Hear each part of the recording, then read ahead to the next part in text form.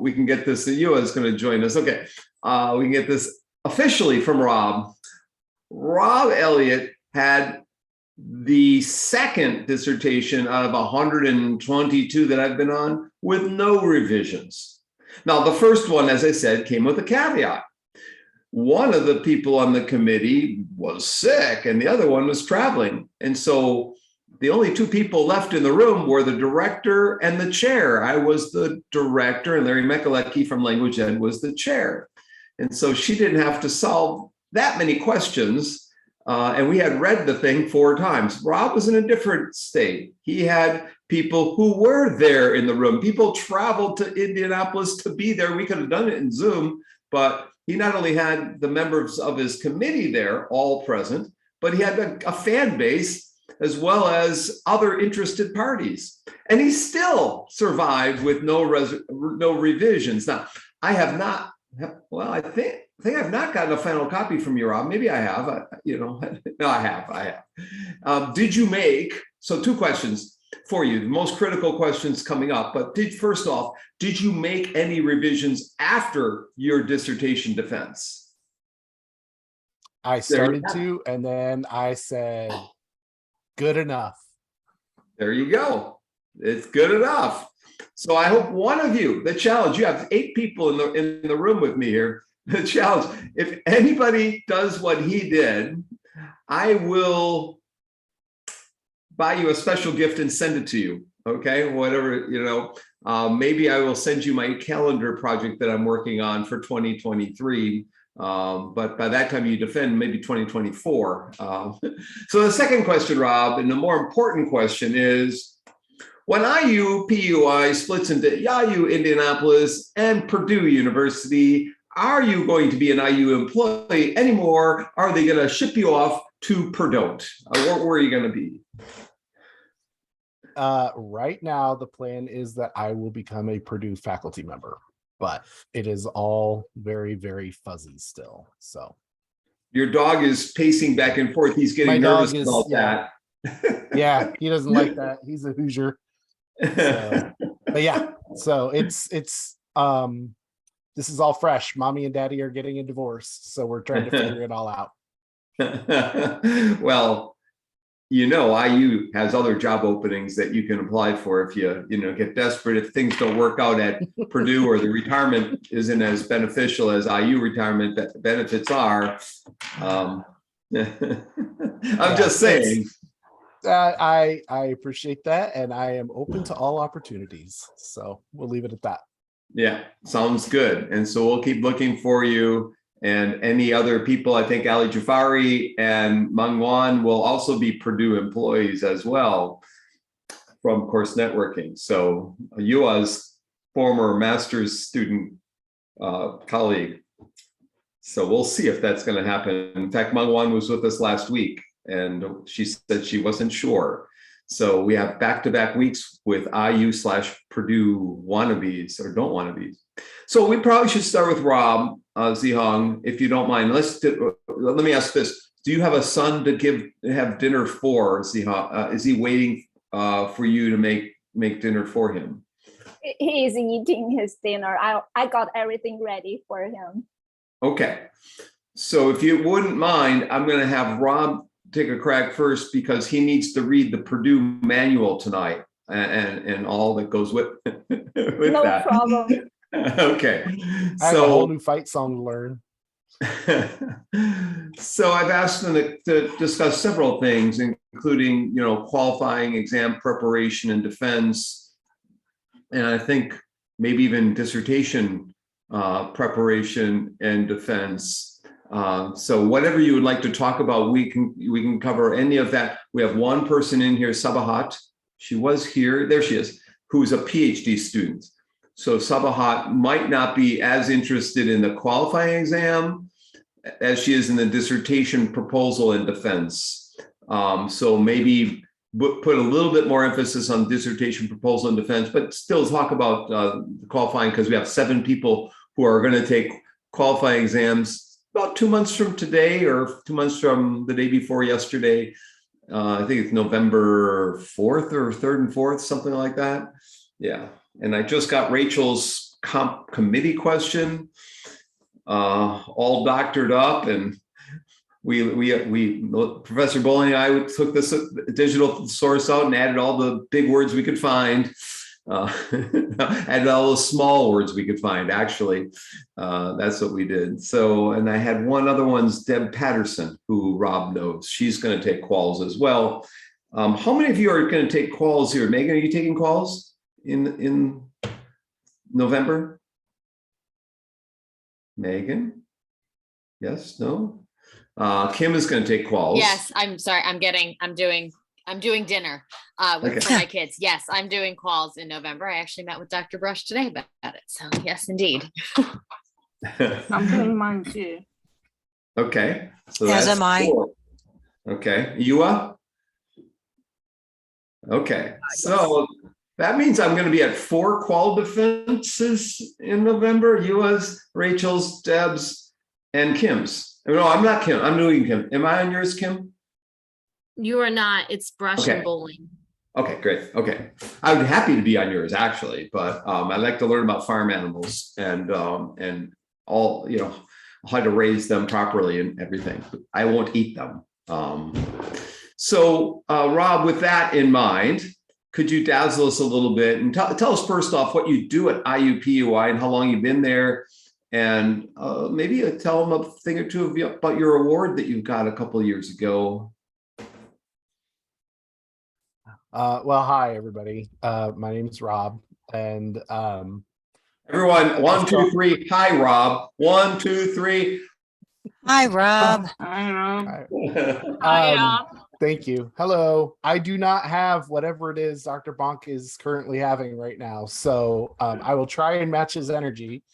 But so my name's Rob Elliott. I'm a teaching professor at IUPUI. I teach right now in the Purdue School of Engineering and Technology. The joke I make is that I make nerds. I teach IT, web, and software development courses. I am completely backwards academic. I have no business in the job that I am in because I started as an adjunct professor and just kind of slowly worked my way in. I was the web guy for a lot of years, and a former professor of mine asked me back to teach, and I kind of fell for it. And so here I am. And so I have been in my position now, my official position. I've been in for 13 years. And like Dr. Bonk said, I just got my doctorate last spring. It's like 6 months ago. So I've done everything completely backwards in this whole process. I got the job and then got the degree and then got another job and got another degree. So yeah, so I've been at IUPUI this whole time. I actually did my undergrad at IUPUI. And so that's where I am. And yeah, the IUPUI thing is crazy. If you don't understand IUPUI, it worked and it was fine, but they are messing with it. And so we don't know what's going on there, but yeah. So I took this course. Your teaching award was across all 9 campuses of IU. Right. What was the title of your particular award? And in 2020, I won the IU President's Award for Excellence in Teaching. So 2020 was the IU bicentennial year. So I was one of the recipients that year. And I sent Dr. Bonk an email when I found out, because I was like, oh, this is this awesome life-changing award, right? And I sent Dr. Bonk an email, kind of brag on myself, and he wrote back and he said, oh, cool, I won one too. So I was like, thanks, dude. Of the 10 awards given out that year, and these are the big awards for teaching and service and other things. There's 2 of them here, and they didn't give them out because of the COVID. So we had to wait a year. And then we got them virtually because Dr. McRobbie, the president, was leaving and they had to do them before he left. So I ended up getting, took a picture, a snapshot of the wine toasting at the event, and I put it on a t-shirt for the day Rob defended. It happened to be day 600. So on, right? It was day 600. 700. It was 700. So the 700 Club. So it was 200 days ago when Rob defended. Exactly 200 days ago. So it says the 700 Club has Dr. McRobbie. During break, I'll go grab the picture before Zihang talks.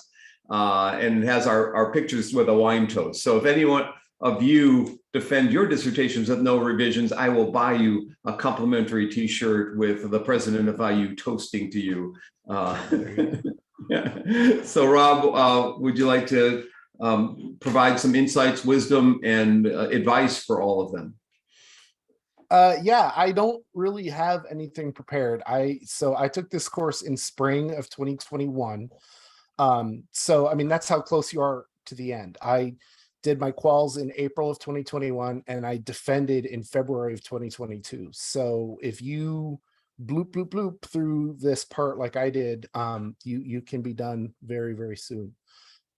So I guess advice wise, as far as qualifying exams go, it's complete misnomer. It's not an exam. The whole time I was in this program, I thought I was going to get like, you know, a Scantron sheet and be grilled on behaviorist and constructivist and all this. And it's not that at all. So my number one piece of advice is to look at the practices. I'm assuming you shared the practice exams with them, because it's mostly writing. And if you're a fast writer, you will have absolutely no problem with it. If you're a slower writer, you definitely, well, either way, you definitely want to do the practices. And so what I did a couple of Saturdays, I was real fun for a long time. A couple of Saturdays, I would just set a timer and sit down, and I did a couple of those practice exams with a timer, just to kind of get myself used to the pressure of pulling everything together. The other thing that I did for the qualifying exams that was huge, and again, I'm coming at this because I'm a nerd, and so I teach IT, and I always going to do this from an IT angle, is I had all of the papers that I'd read and everything that I had done in the class, all the literature that I had read, I had that all indexed in my digital like literature review pile. There's a couple of them that are out there. Zotero is one. I'll put that name in the chat. It's free if you want it. So Zotero is one, but then I actually came up on one. It's you pay for it, but it's like $4 a month or something. It's totally worth it while you're in grad school. Called Papers. And I like this one because everything was like synced through the online portal. So if I was at work or if I was at home or if I was on my iPad, I had access to everything. And just having access to those papers, and then like Zotero and Papers, the product Papers, which is a terrible name because it's confusing. But all of my highlights, all of my annotations, everything was right there. So when it came time to do, are you guys doing your calls at home? I guess you are, because you're right. So when we did it again, it was like we were in the middle of COVID. And so this online quals thing was relatively new, but I think they're going to stick with it. But I was able to just like put on my cans, sit here. I had all my notes with me, and I was able to knock it out. But I really credit those practice exams to helping me feel a lot better about it. One of the exam parts that you will do is a critique of an existing paper. And is that part of this course, or did you do that? You did that in the other course. So they will do that part of the exam too. That's part of the prep. Yeah. Okay. So my advice on that one is don't be afraid to really dig in and critique it. I mean, I'm not saying like be mean for being mean's sake, but there are some problems with a lot of papers that are running around out there. So like we did ours, and then afterwards we all talked to Dr. Brush, who ran the exam, and he was like, yeah, that was a stinker, wasn't it? And we were like, yeah. So we all tore it apart, but then of course all of us talked afterward and we were like, was this too easy or what? Anyway, so yeah, really don't be afraid to critique whatever paper you're given, because this is what they want you to do, is to be able to read and critically analyze, and then, you know, smartly explain why whatever it is they gave you is a big piece of junk. So honestly, that part was fun. I like that part. So that's my advice for the qualifying exams. Does anybody have any questions for me about that? So we had explanations last week by a couple of people, so maybe Okay. this is a reinforcement of, I think those caveats are important. This is because they didn't hear necessarily your approach, their approach. They got a lot of advice about what they'll be and all that, but to hear you talk about the writing emphasis, that didn't come through as much last week. So yeah, whatever you can add in that regard, how you went about the task of writing it up, what you did in order, how you saved time at the end to review, that kind of stuff that you might have done. Okay. Yeah, Rachel, was that your question, I think? Okay. Yeah. I'm a huge fan of like just writing down all of my stuff. So I try and get all my thoughts out on paper, even if it's just a blank Word document, and I, write a sentence or two and then, give myself a few lines and write another sentence or two. And this is just my process is basically to write down everything that I'm thinking and then go back and try and organize it in some kind of semblance, right? So start with an outline. If you're an outliner, an outline is really going to help you. But really, I just try and capture everything that I'm thinking. And even when I was working on my dissertation, I had, a ring of Post-it notes around my monitor, but then I got smart and started writing those all. I have like a whole document that was just like, literally, I think I called it like dissertation chunks. And so use that chunking. I mean, you should know about chunking. Use that chunking mechanism to just kind of help you make sure that you get all of your thoughts down and out so that it's easier to read through. That was really helpful because I always made sure that I gave myself, I actually set a little timer when I was doing the test, the practice ones. And I gave myself like 30 minutes at the end to just revise. So I didn't want to be writing right up until the end and then turn it in and be like, oop, I forgot my introduction or, whatever it was. So yeah. So that's huge. Use the, it's, you're not sitting at a typewriter. You don't have to write everything out in order. Don't be afraid to edit a lot and copy and paste. I also work in a cloud document. I know a lot of people don't trust it, but like a Google Doc or an online Word document, however you want to do it. Because, then it kind of gets backed up and you can always go back to previous versions if you need to. So basic nerdy tip there. Any questions for Rob? So why don't you talk about the dissertation? In fact, if you have the dissertation defense handy, it might be useful to show the first couple of, not the whole slide, just show a couple of things from your slide deck so people can see, what kind of format you used and, what kind of approach. And also you want to tell them the data set that the unique data set that only you could analyze for a dissertation. Yeah. Dissertation nuggets. I just ran across it. That was my like dump zone document. So my dissertation, I wanted to look at how students use their personal and mobile devices for formal academic work.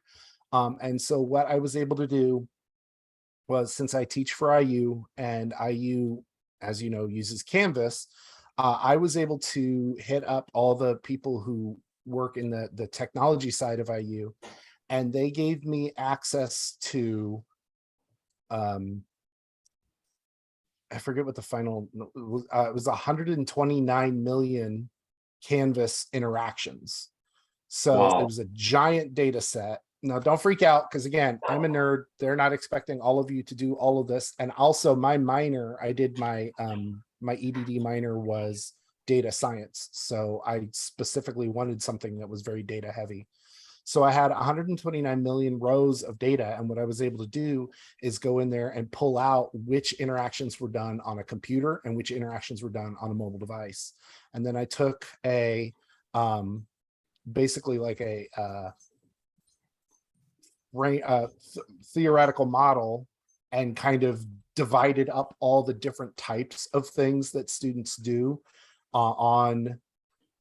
in Canvas, whether that's, writing, submitting assignments, reading pages, working in the discussion boards. And I kind of broke all that down and then compared all those different activities and which ones students chose to do with their mobile device and which ones they chose to do with their computer. So that was kind of the crux of my assignment or my dissertation. Let me share my screen real quick. And I won't go through the whole thing, but this was my sorry, I've been talking all day. This is my defense deck here.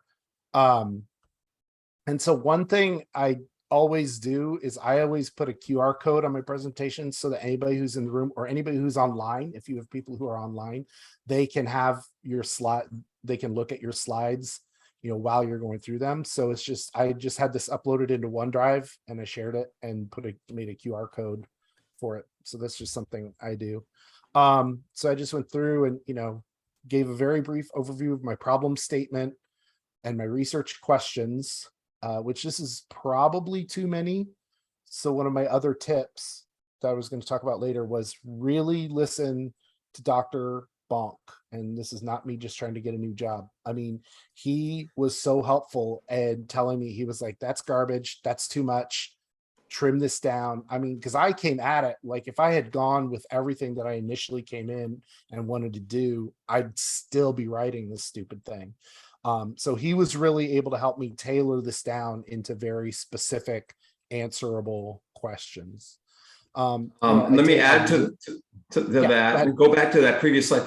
Highlighting in red, that's really helpful as in the audience, the keyword kinds of things. So we're going to read a lot and see a lot at the defense and helping us hone in. And also say that Dr. G did a really good job of helping complement what I was saying about the specificity of the questions and relating them in some way to instructional systems technology.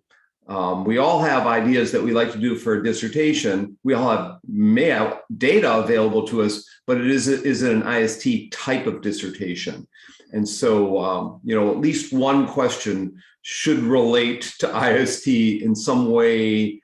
And so I've been talking to a couple of you that that issue has come up, and with Rob, it came up too. But we were able to really, I think, as I said, there was no revisions required. So, and you minored in informatics, right? So yeah, data science. Yeah, data science. So, he's able to. This dissertation is a excellent example of one that's in both fields. And the data science professor in the room was he didn't have much of. All he had was compliments for what Rob had done, if I remember right. He may have had a minor question or two, but I think the way this evolved, he really was able to situate the intersection of the two fields, and where you make new discoveries is at intersections of two fields or three fields or four fields, not necessarily following your advisor's footsteps and doing a IST standard type of dissertation. That's not where really unique insights are going to be made. It's where you're combining two different or three different topics, initiatives, programs, or disciplines together. That's what makes for creative genius. And so I'm not saying Rob's a creative genius. I'll let you all decide at the end of this presentation. We'll take a vote on it. Rob, you want to continue? Yeah. So I just, like I said, the defense, really the crux of the defense is less than 20 minutes, I think, because you really just kind of, most of the people in the room have read it. You're just kind of giving them the overview, and you're really going to spend most of your time with questions and answers. So even what I have up here was overkill. So my other bit of advice for the defense is go visual whenever possible. Like this, what you're seeing on the screen here is way too many words, but these were the research questions, so I put them on there. So the rest of the time, I just kind of tried to go with like really corny visual graphics of how I was breaking things down. So it was just much more compact, not just standing there reading. This is his unique contribution, and that's similar to what Mangwan's was. The intersection, she looked at two continua for her research on social media, and formal social media, informal social media, and she looked at the research and where the gaps were. in Rob's dissertation, he was trying to classify mobile academic activities in different types and situate his in one of those particular types or one or two of those types, and then make a contribution therein. So distilling the research into a easy to understand visual is one way to have the audience, your committee members, say, wow, this is really good at some point there. So Rob, you want to tell them what this is, the 1, 2, 3, 4? Yeah, so I found, and the thing is with your dissertation is you're probably going to find probably like less than 5 papers that are like the papers that you keep going back to for everything. So one of them that I found was this paper by this person called Park, and they essentially just classified all the types of things that students do on their mobile devices into one of these 4 categories. And so what I did is I kind of overlaid that onto a couple of educational theories, and then was able to just basically, and some of this was just me kind of pot shotting. I was like, okay, well, this one sounds like a type 2.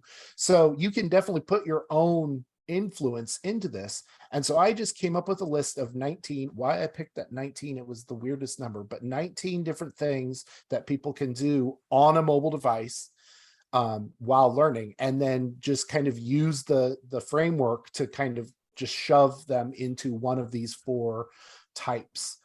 So, you know, and then basically some of these like type 1s are things that people do on their own time.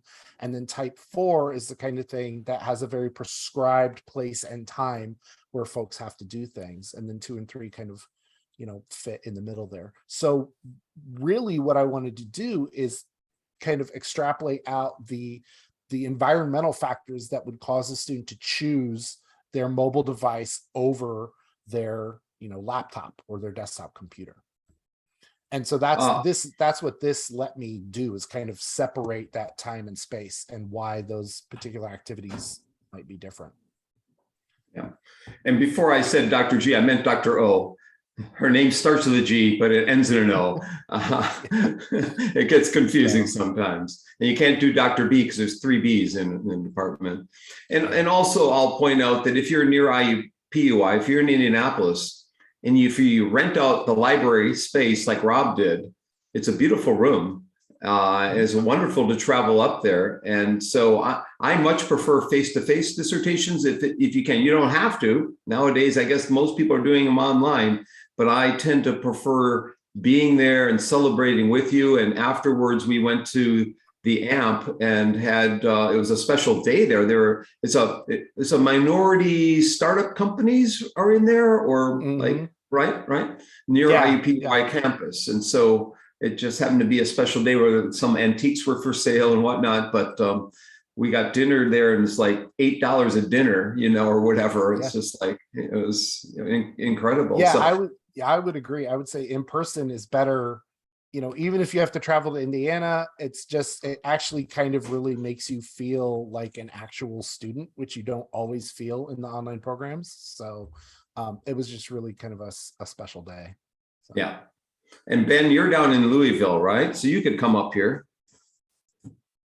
Is that right, Ben? Is Ben with us tonight? Yeah, I'm here. Yeah, that would be great. Okay. Yeah. Totally. Yeah, let me. Yep, do that. I recommend it highly. Soon you're in San Francisco, but you still should come. You're in Chicago. You can make it down easy enough. Kim, you've driven it once. You can drive it again.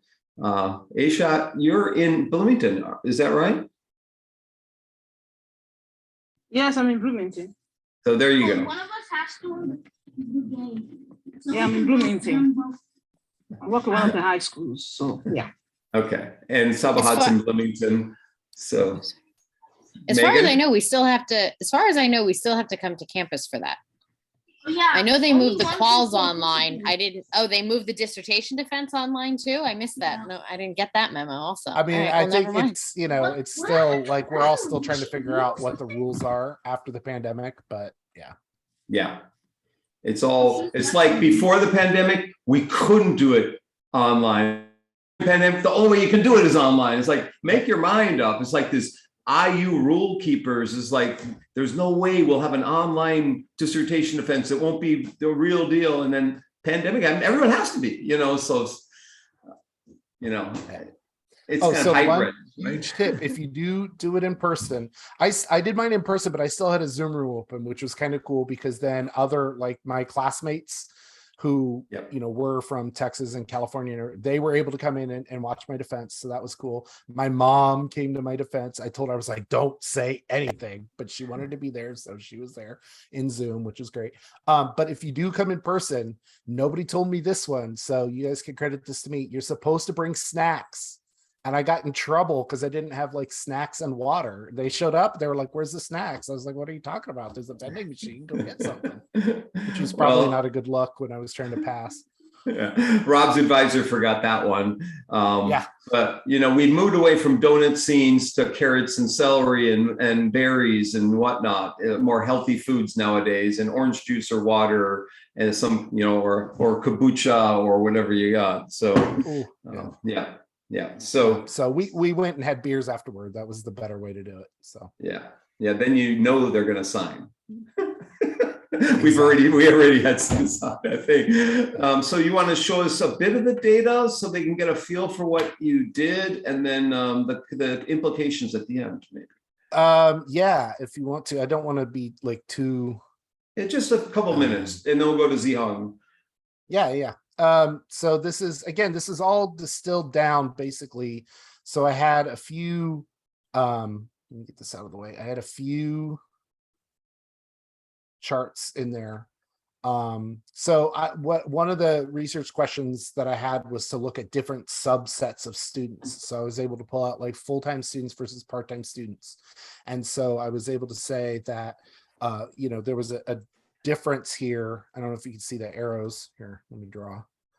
There was a difference here where full-time students were much more likely to review their grades versus part-time students. And then full-time students were much more likely to review due dates using their mobile devices than were part-time students. So this is something that gave me an idea that maybe there was a gap in the understanding between full-time and part-time students. They may not know how to use the instructional tools, in this case, Canvas, as well as full-time students. So that was something that I was able to take into my future work, or, in the conclusion, like, where would I want to go from this? That was another big question in the defense is, what's next? Where are you going to go with this? And something like this was a perfect response to that question. It was like, well, I noticed there were these big distinctions between full-time and part-time students. Maybe there's a knowledge gap. I'd really like to explore that.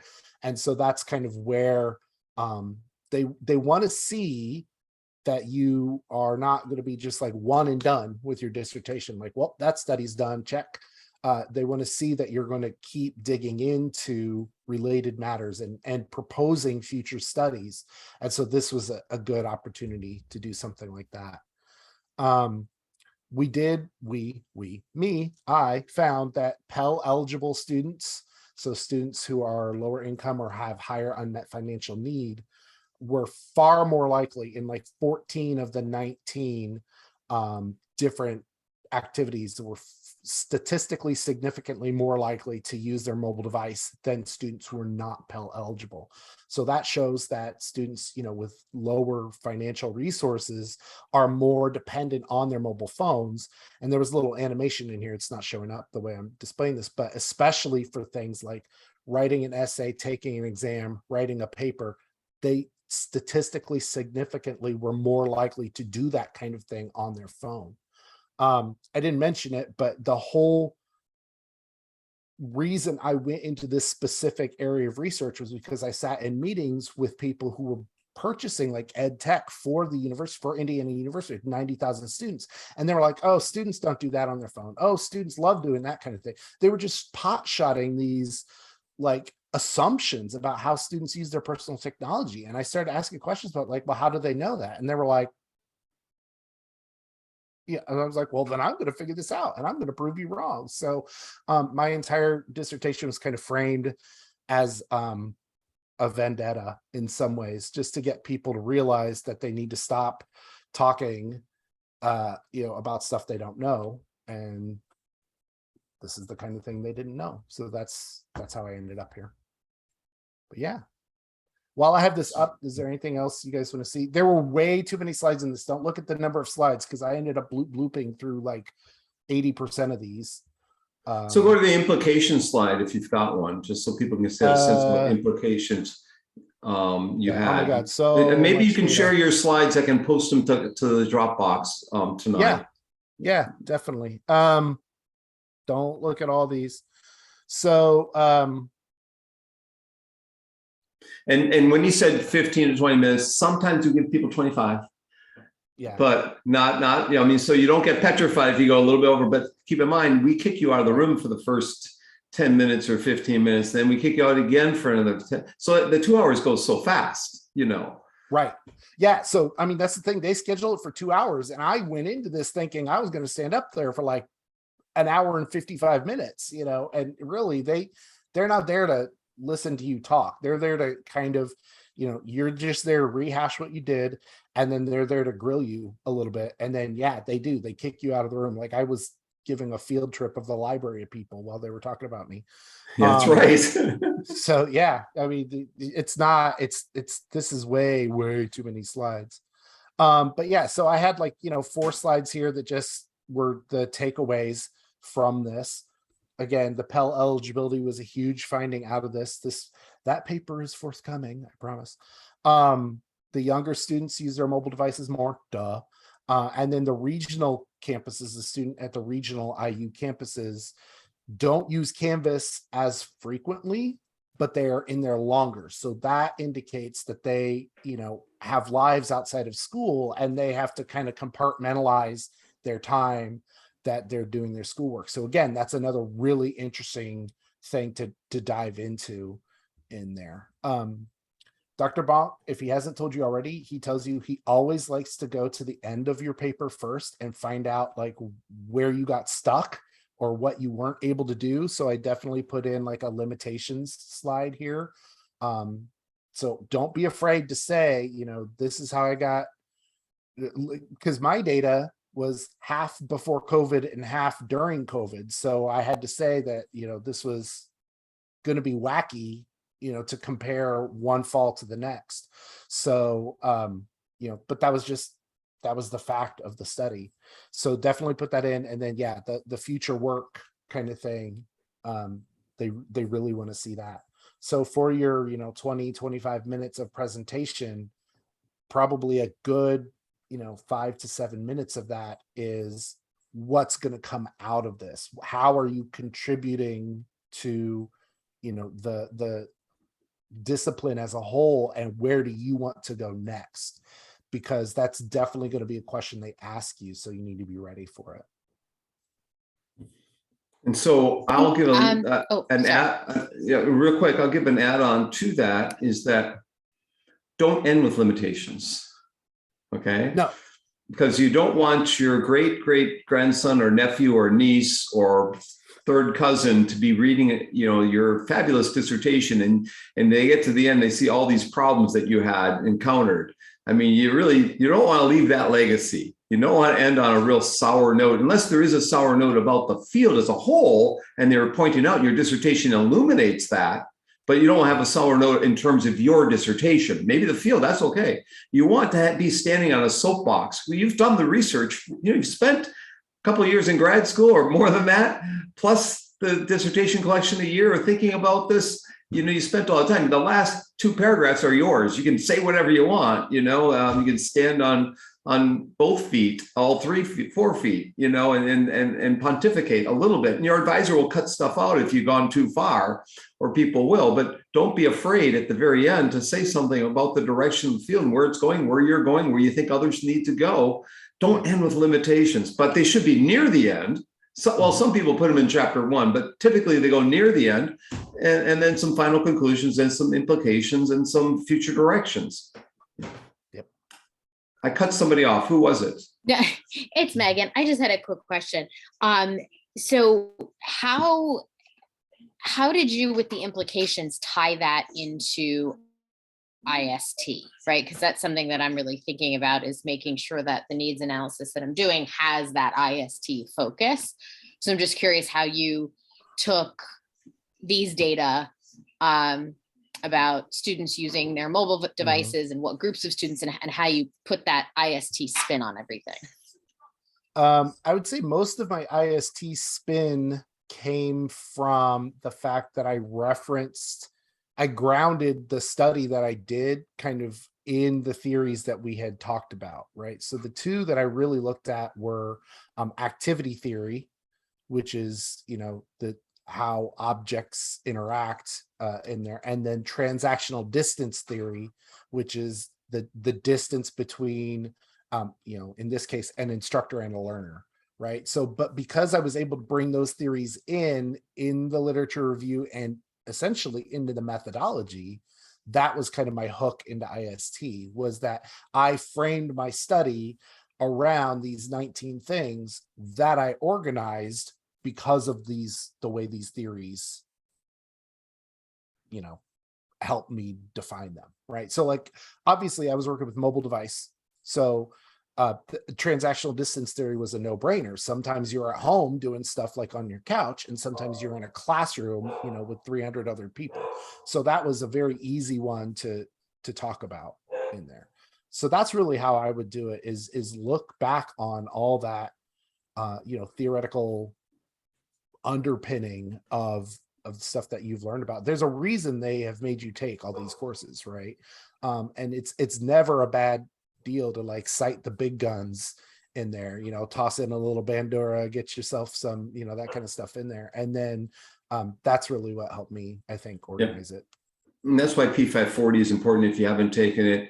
R511, the intro course I teach, it has a lot of P540 in it. I'll do it in the spring, I guess. I've been found out.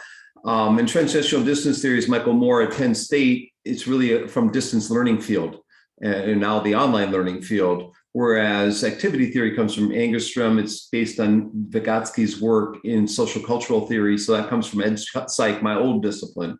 And it's trying to understand the interactions among the objects and the people in the environment. But what Rob also did is he, had one question that related to instructional design, components of, how do we go, how do we create mobile devices that are more effective for these learners, and how we train people and so forth. So there's a training component. That being said, if you've done all that, your implications do not necessarily have to be directly for the IST field. They should be for society. In some ways, they should be societal in nature, not always implications for what IST needs to do next. So my dissertation in Ed Psych really had a lot of implications for the field of writing, because it was a computers in writing research, but also was the psychology of writing. So there was an intersection of many fields, and it was technology-based writing. So my dissertation intersected a lot of different fields and the implications thereof. Same with Rob's, and the same probably with yours will be. They won't be a one-to-one match with IST field, but you should have some. And this was something, your question is something that I asked Rob several times along the way about, and we had to revise his questions because of that. Other questions, go ahead, Rob. I was just gonna say, this class that you're in is an awesome chance to kind of pick which, how you're going to hang your study or your work onto those things, because Dr. Bonk will tell you if you're, barking up the wrong tree or what. And if you're really kind of stuck, he will be able to kind of direct you to some, at least general areas. The thing that cracks me up most about my time in the program is when he would send a paper back and then he would have circled stuff in my references and be like, yeah, I know this dude. Yeah, he worked here. It was but I also, that clued me in to know these were the ones that were important that I should really dig into more. Right. So it's a lot of IU alums, a lot of IST alums you'll find when you do your literature review, they're either Florida State, IU, or Penn State alums, some Georgia. But the field is not as, they don't teach IST in every campus in the US. We have 4,000 universities on a handful of the top ones in the IST field. Now that's expanding, especially at the master's level. Everyone wants to create a master's program because it's bread and butter, and undergraduate, because there's jobs out there. There are a lot of jobs out there for master's and undergraduate students. So any last comments for Rob or questions? I want to thank Rob for coming in. If you want to unmute your mic and just say, well, 1, 2, 3, we'll say thank you, Rob. 1, 2, 3. Thank you, Rob. Thank you, Rob. So Yeah, thank you guys. This is anything that we could do. I mean, the one thing that even though it was an online program, like I said, my group in IST, we're super tight. We're still tight. And we help each other out. So if there's anything that you need or anything that I can provide to you, Alice Mangwan, did her quals last year, and I kind of helped her not freak out about that. So if there's anything you need, just let us know, and we'll help you out. they all met Alice last week. And so if any of you wants to defend Indianapolis, Ben, if you want to drive and just keep driving another 50 miles, we'll all come up and meet you up in Indy and go, and Rob will rent the library. He could probably reserve the space again. It probably is not that hard. So yeah, but you have to bring your professors along with you.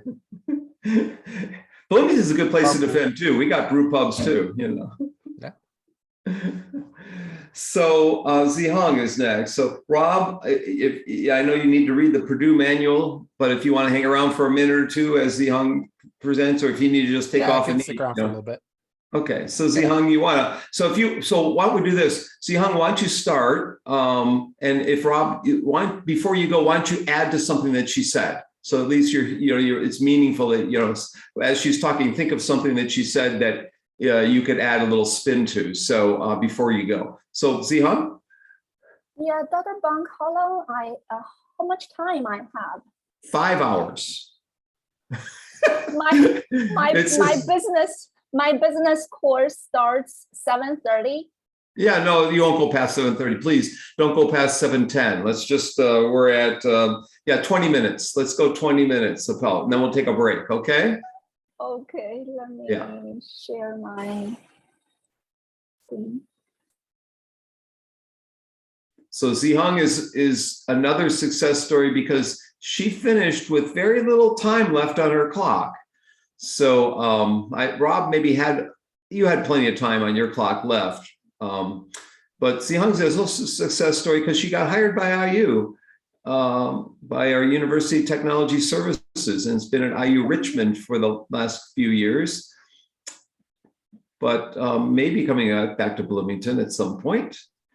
She has a house here in Bloomington.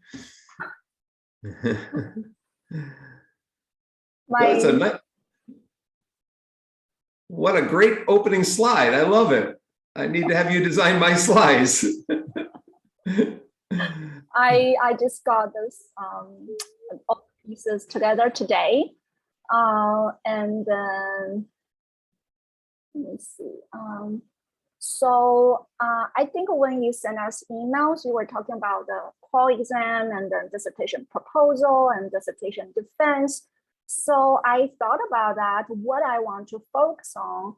And then I think probably writing, writing and time management. Perfect. Because that's what I'm going to talk about when we come back is writing a dissertation. I have tips for writing and revising a dissertation. So, so perfect. I just feel like probably, you have heard about the basic stuff from professor and then the other students, like what is the structure of a dissertation proposal, right? The basic stuff. So I don't want to repeat all those kind of information. I want to share with you the stuff really I think helped me a lot when I was working on my dissertation writing project. And then, okay, we can go, I can talk about those things in 2 hours, but now I have 10-15 minutes. Let me or 20, 25, you're okay. Just do what you want. Sure. I want to kind of just touch base and then so go through those stuff. First, I want to say, find a topic that you are truly interested in. people talk about those kind of stuff, right? How you choose a topic for your dissertation, like make sure it's achievable and then make sure it's it's related to your maybe relevant to your clear goals. But I think that the most important piece is you want to make sure you are very interested in this topic. So sometimes things happen, and then this process for your dissertation writing project might last a few years. And then when you, whenever, I mean, a lot of times people might want to give up. And then whenever you want to give up, you might, if this topic you are really, really interested in, so it's kind of little chance you are going to give it up, right? So my dissertation topic is about digital badges, how to use digital badges for faculty professional development. And it's my job to do faculty professional development. And then digital badges is a effective tool to do that. And so I'm really, whenever I think about it, I want to find out more. I want to study it. And then that was one piece that kept me motivated. And then schedule backwards. So I know there's a 7-year clock, right? There's a deadline, but you can always kind of make a request and then extend it. But I mean, professors, they won't set a deadline for you. Say, okay, you have to defend on this day. They won't do that.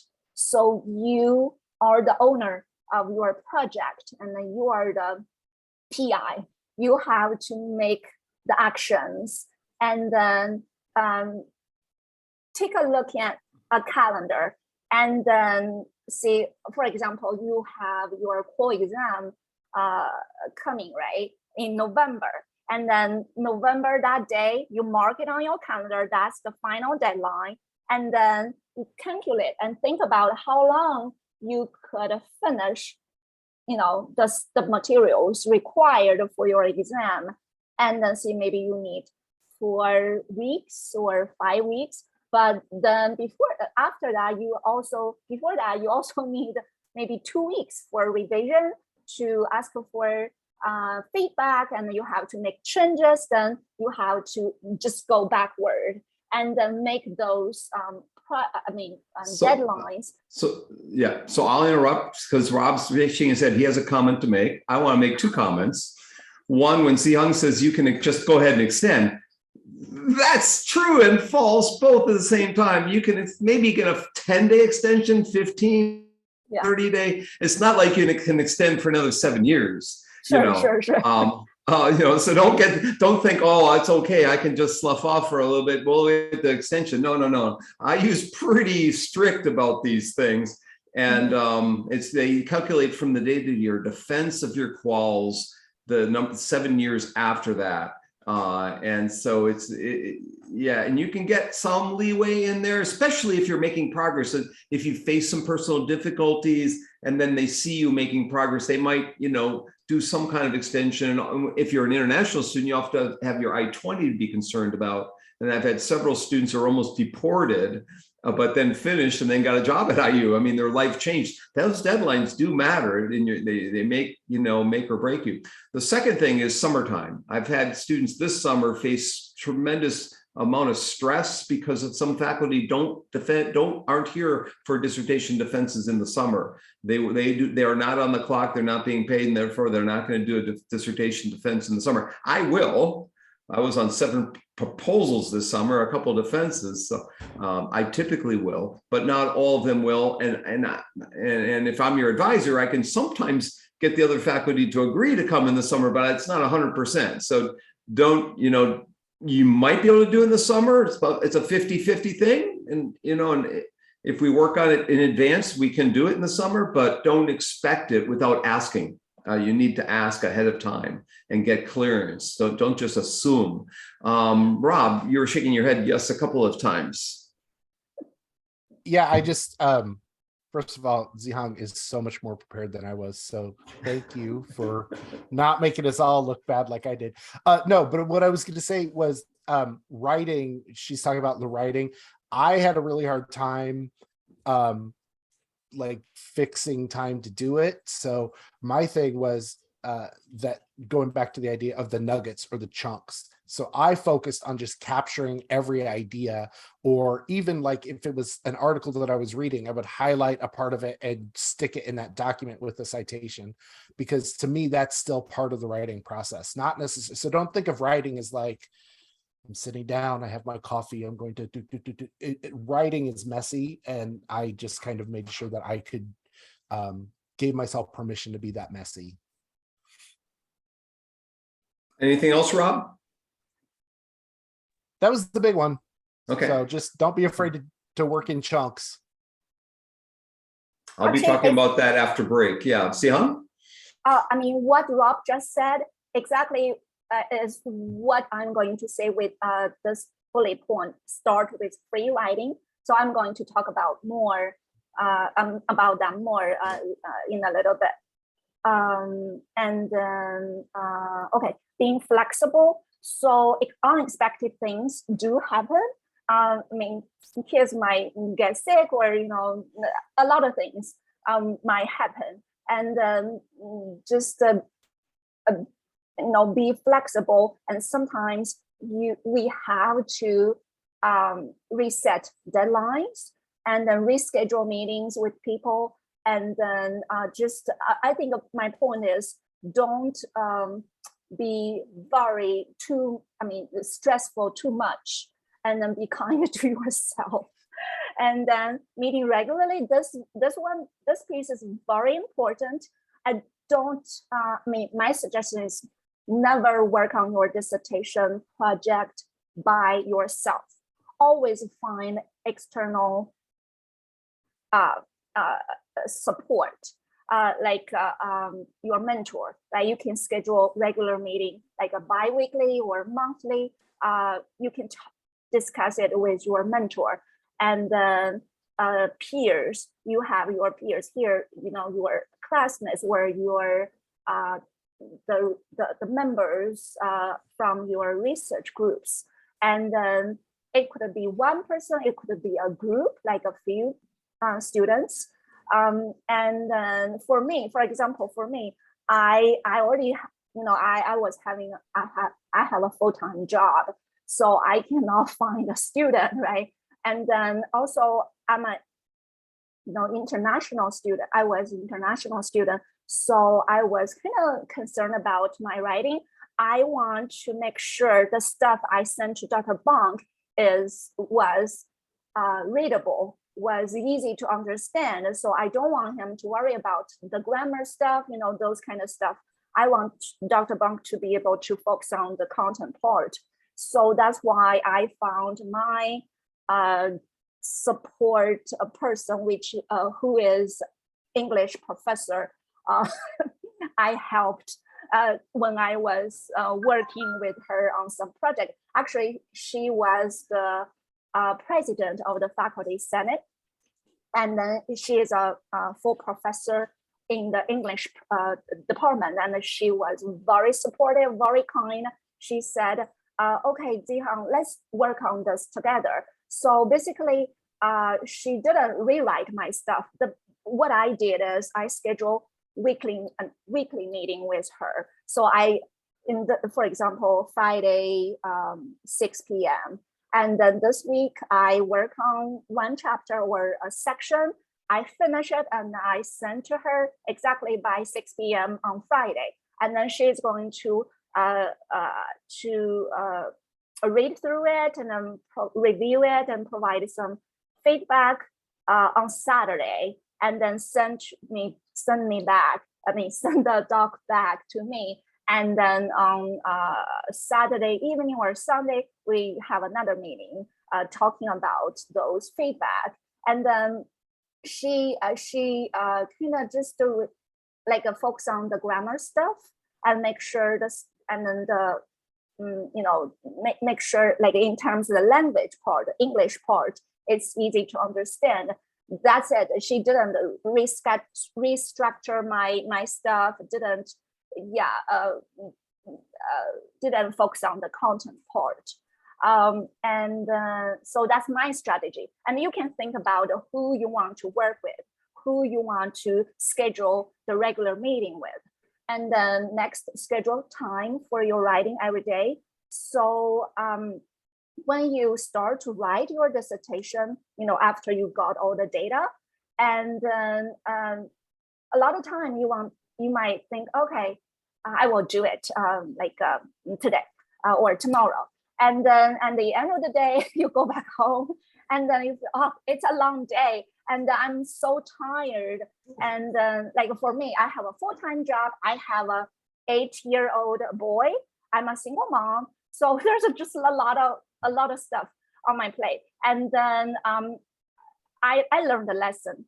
I realized later, I realized, no, it doesn't work. Right? It didn't work if I just say, okay, this day I will do this. And then, so you have to sit down and then seriously schedule a time block. Say, okay, 9 p.m. to 11 p.m.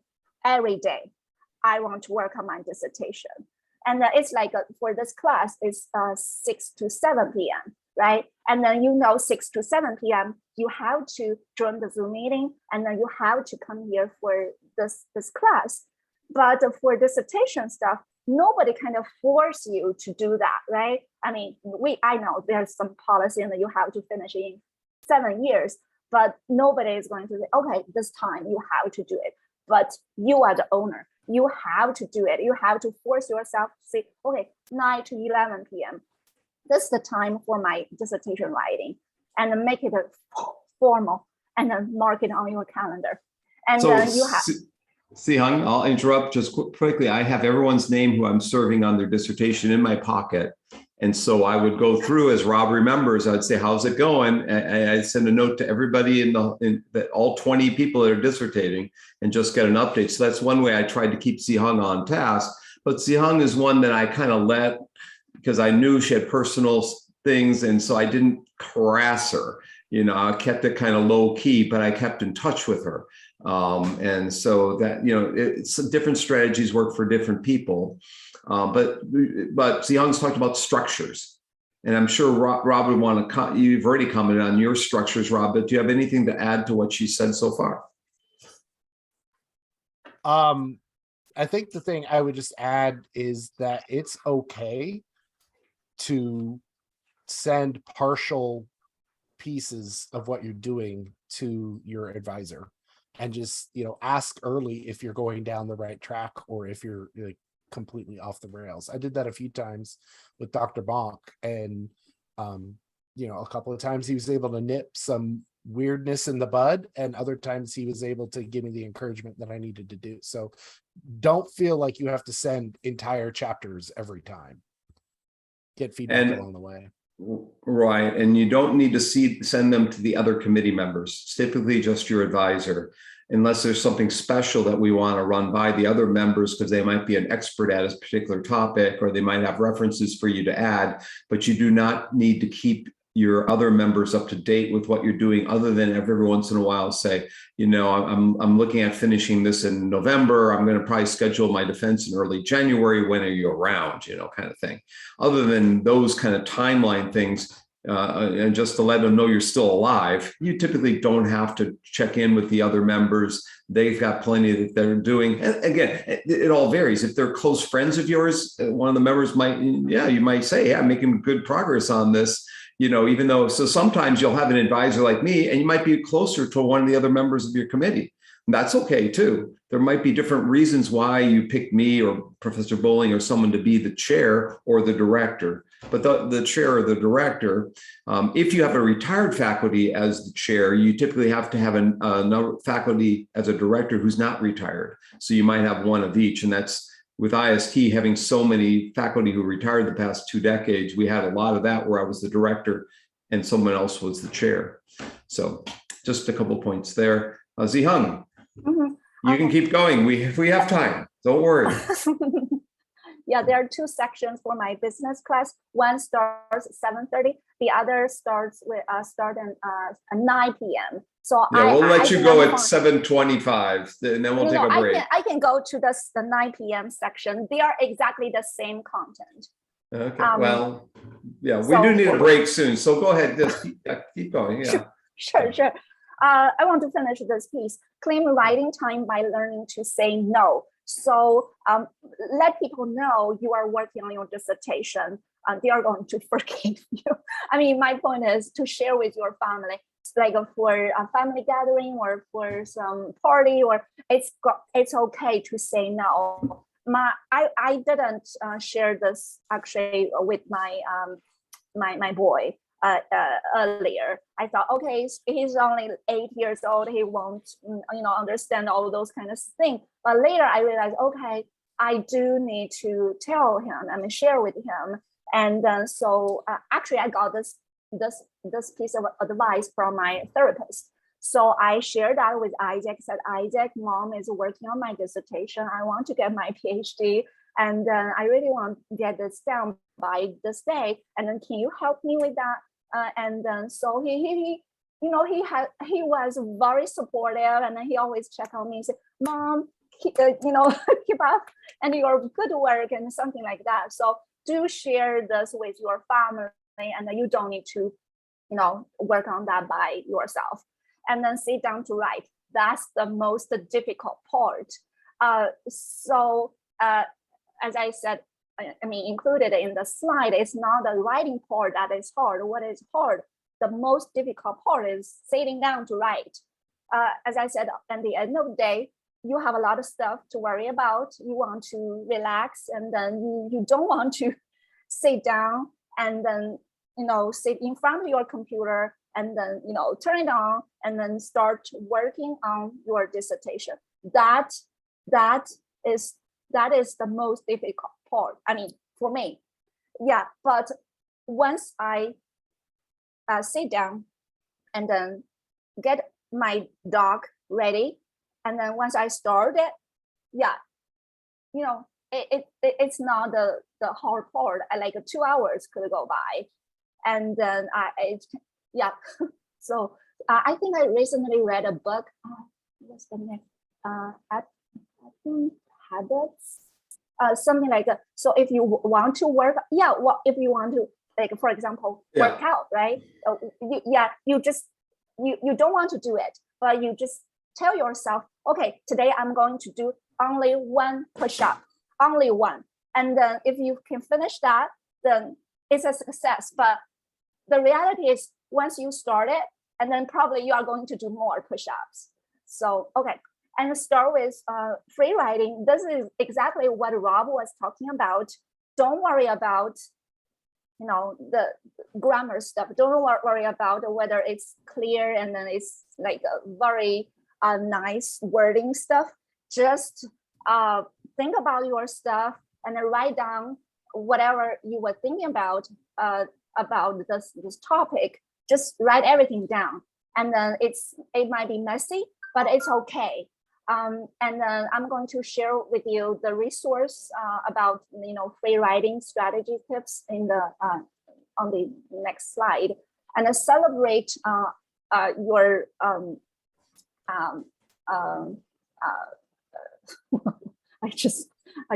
okay, celebrate your accomplishments as you go. This is about self-care, and then it's positive reinforcement. So whenever you finish something, maybe a section or a chapter, you can say, you can go to watch a movie, or you can go to a party, or you get something, right? You go to Starbucks, right? Yeah, so that's very important. Just like the self-care and the trust your mentor. I think Dr. Bonk and Rob, they talk about this already. Like trust your mentor, your advisor. They already walk 100 students through this process. So listen to them whenever you have some concerns or questions. Talk to them. Don't just sit down there and home and then just guess. Just talk to them directly and make sure you have a smooth communication with your advisor, and then later your committee. And then I put a question here: starting a full-time job before you finish your dissertation. So back then, when I was in the program, a lot of people actually they already they found a full-time job or like a part-time job, and actually full-time job right after they finish their third core exam. And then or as soon as they finish their dissertation proposal defense. A lot of cases I know.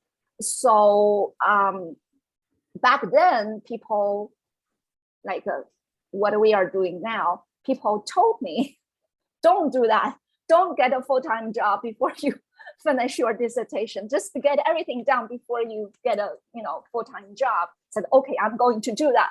But life, things happen. So I got this IU full-time job before I finished my dissertation. As I said earlier, have this 8-year-old boy, and then there are just a lot to manage and to handle. So you might want to think about whether you want to start a full-time job before you finish your dissertation. Just it's really hard. Rob probably have something to say. Yeah, so it's really hard to manage. So Zihang, I'll add to that. Zihang's a PhD student, was a PhD student. So Rob was an EDD student. So Sabahat, what Zihang is telling you, will relate. Maybe you're facing that. I don't know. Sabahat, are you working part-time or full-time? I'm a research assistant here, so I work 20 hours. Okay. And who are you working for? Sarah Lubianski, I'm her assistant. Right. So I'll second what Zihang is saying. I've had students who leave, they've gone to another city. It's real difficult to get library resources when you leave the campus or when you leave your current job setting or whatever. That's one thing that you have to be concerned about. And I've had some people not finish because of that.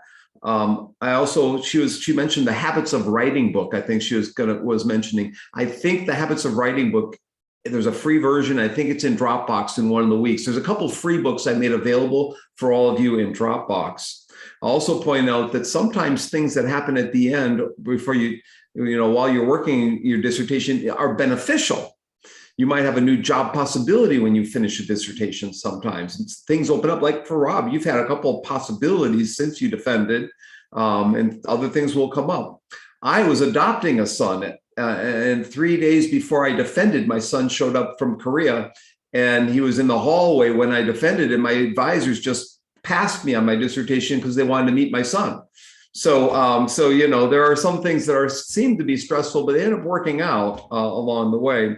But really, Zihang has been talking about getting thought on paper when you free write, just getting ideas down without necessarily critiquing them right away. Just get them, and then later you can critique them. I'm going to come back to this after break. I've got about 24 slides of writing tips, and I got another 24 on how to defend your dissertation and how to revise after your defense. I'll save for next week. So I'll give half of that. I'll save some, but many of the things will map onto what Zihang and Rob have said. Oh, Peter Elbow. Okay. Peter Elbow. Famous guy, real famous guy. Yeah. The resources I put on this slide was shared by the English professor I worked with. Actually, before this year, I attended a few workshops on dissertation writing, time management, how to work on how to deal with procrastination. So I think that the most helpful book or resource for me was How to Write a Lot by Paul Sylvia. So this book I ordered through Amazon, so sent to my Kindle. Otherwise, I would be happy to share with you, but it's on my Kindle, so it's I think it's like a $15 probably. I think that book kind of changed my mindset and helped me really schedule time for my writing and then stick to it. And then desperation writing, and then the book chapter on free writing. So this one I could share with you. I will put the PDF on through the chat pod after, in a little bit. So I have the 2 PDF documents. And then another technique for time management, very popular if you search it on YouTube. You are going to find a lot of videos about it. Let me repeat it. Pomodoro. How to say it? Pomodoro, right? Pomodoro. And I'll be talking about maybe in week 11 or 12. I'm gonna go through the Pomodoro method. It's become popular in some regards. It kind of constrains you to set times for writing. Sure. Basically, it's set time for like 25 minutes or 30 minutes, and then you take a short break, and then you repeat like a few times, and then you take a longer break. So basically, and then I would recommend to download this and install this app. No, not app, like add-on. It's a Google Chrome add-on. It's called a Pomodoro Assistant. So you can install it on your Google Chrome, the web browser, and then whenever you want to work on your writing project, you can start the timer, and then you can set you can change the settings, like how long you want to work on, and how long you want to have for a shorter break and a longer break. So this is a very helpful app. You might want to install it. Okay. I want to say, believe in yourself. If I can do it, you can do it. And then you are making, great progress, and then you have got this, and then stay well. And then best wishes. Hope everything goes well with your writing project, your core exam. Last, I want to say, last piece. Earlier, I had a friend. So she was a PhD student in information science, I think. So she was from Thailand. You know Apple, right, Dr. Bonk? Apple, sure. I saw Apple in Thailand once or twice when I visited after she graduated. Yeah, she's now working for the government of Thailand for special needs. She's visually impaired, and she got through. If someone who's significantly visually impaired can get through a doctorate, all of you can too. This is exactly what I'm going to say. So whenever I want to give up, I thought of Apple. The very close friend. So if she could do it, if she could finish all the coursework, succeeded in the core exam and finished her dissertation, everybody could. Just believe in yourself, and then start writing, keep writing. Very good, Zihang. I'll open up for questions in a second. She's got to run away, but I want 2 points. I'm going to talk about writing space in week 12 or 13, and Zihang kind of alluded to creating a good writing space or an effective writing space. I'm bringing in 2 former students, Susie Gronseth and Tiffany Roman, and maybe others, to talk about their writing spaces. So we'll be hearing about writing spaces. I've done workshops on creating a good writing space. So the second half of this semester will be more focused on writing, of your writing, but today, this week, and next week, I'll focus on dissertation writing specifically. And the second thing is, Rob had his mother, Zihang had her grandfather. Now, her grandfather passed away a couple of years ago, but she promised him that she would finish. And when Zihang finished, she thanked her grandfather. She could barely get through it with a few tears that were shed at the time. That was very emotional for her, although the years she was thinking about at the time, but really without having family support, it's difficult to finish a dissertation. And so, to share, she shared with her son. Her son became the timekeeper, the watchkeeper, the person that got her on track besides me. Or I didn't realize at the time her son was being a good student and telling her mother that, reminding her that she had to go to work. And her grandfather, from the memories that she had, was a reminder to her at all times. So, family members are very important in this regard. Friends, as Rob pointed out, make friends within this class and then share with them what you're doing and your progress. There are a couple of people who've not finished yet that were in the cohort from a year and a half ago when Rob took this course that are about to finish. I think Alan may be getting close, or did Alan finish, Rob? I think he's close. I don't think. Yeah. And so, and it becomes a family, a community where when you visit another city, you might visit another EDD or PhD student. So questions for Zihang?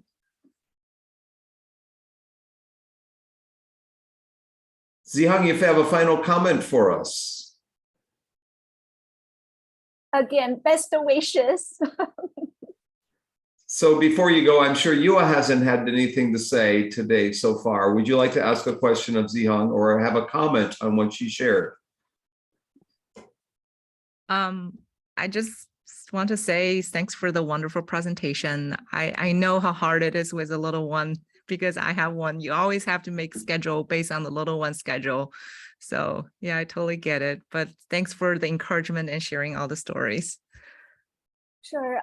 Another piece of advice I got from my therapist, actually, that's the IU employee benefits.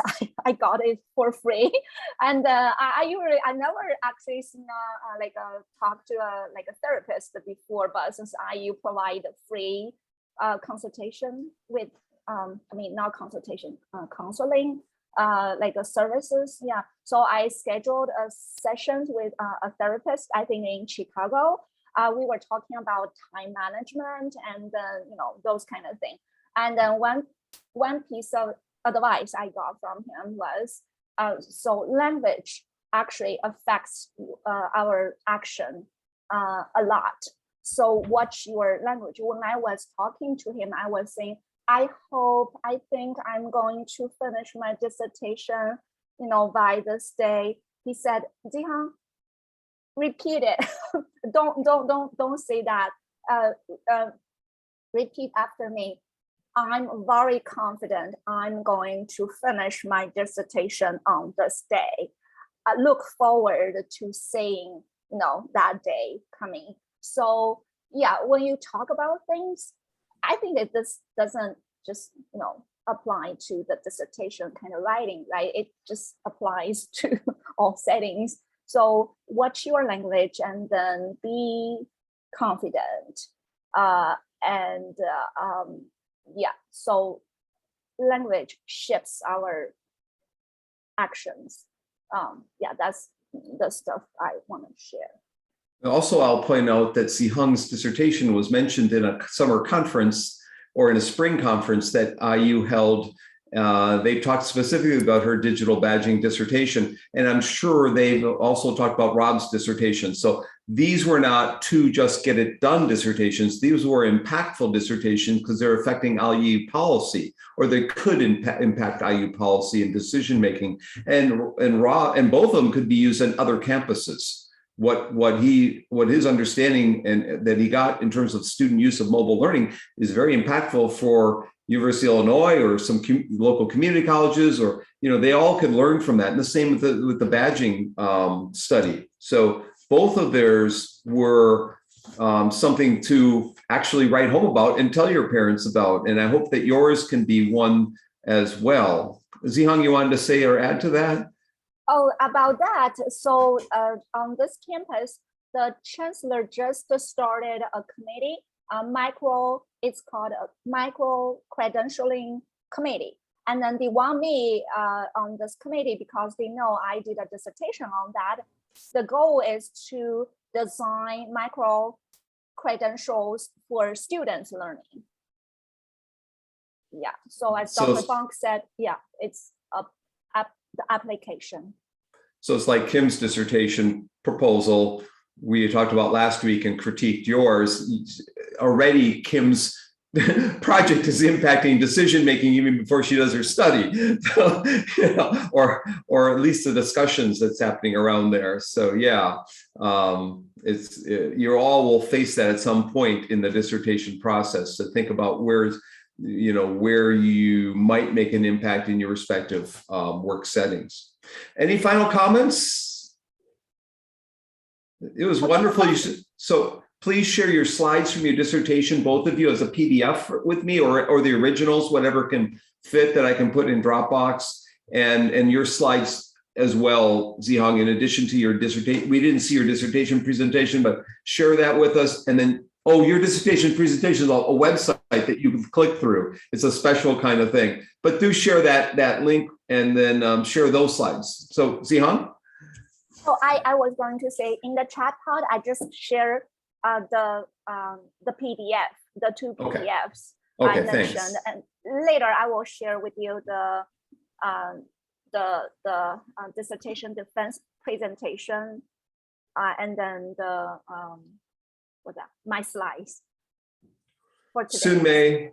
Sunmei, could I ask you to download both and send them to me as an email so I can put them in Dropbox, just to free up my mind. I won't pay attention to that right now, but if you could thanks, Sunmei. Any other things? On the count of three, we should go ahead, Rob. Go ahead. I was just gonna say, I forgot to say this, but there are two websites that I use a lot, especially when I was doing my lit review. And I'll put them in the chat. And what these are is basically, if you have a paper that you like, you could put the paper in, and it does like a AI graph database thing and pulls in all kinds of related things on that topic. So these were both like super huge resources for me that I should have mentioned a lot earlier, but those are going to help you kind of claw through a lot of the lit that's out there. Wow. I had a grant proposal once where we would have AI bots populate a class based on new topics to help a professor ramp up a new course. We didn't get it funded, unfortunately, but it's kind of like that. You're ramping up the research in effect. Exactly. Yeah, cool stuff. Wow. Okay, as we on count of three, we should go. Thank you, Rob and Zihang, both. So let's do it both. Thank you, Rob and Zihang. 1, 2, 3. Thank you, Rob. Thank you, Rob. And Zihang.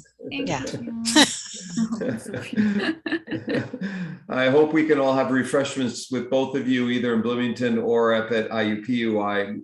Well, maybe the end of the semester in December. My birthday is the 16th. Day 1001 of running is my birthday, Rob. So that, we could make some kind of event up at IUPUI land, but yeah, we'll talk.